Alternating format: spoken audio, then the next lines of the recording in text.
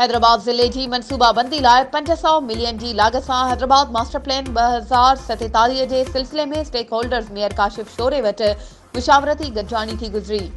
गॾिजाणी में DGHDA university जा इंजीनियर ऐं ॿिया अमलदार शरीक थिया। उन मौक़े ते मेयर हैदराबाद काशिफ शोरो चयो त माज़ी में हैदराबाद जी ख़ातिर ख़्वाह प्लानिंग न थियण सबबि शहरनि खे सहूलियतूं मुयसर नाहिनि थी सघियूं, जंहिंजो बुनियादी सबबि ज़रई एराज़ी खे कमर्शियल एराज़ी में तब्दील करणु आहे।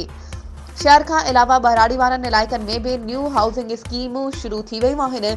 म्यूनिसिपल कमिश्नर अनीस दस्ती चयो त हैदराबाद सिंध जो ॿियो वॾो शहर आहे। आबादी ॾींहों ॾींहुं वधंदी पई वञे, उन लाइ 2047 ताईं शहर जी बहितरीन मनसूबाबंदी करणी पवंदी। पार्किंग ऐं ट्रैफिक जे मसइलनि शहर जी हालत ख़राब करे छॾी आहे।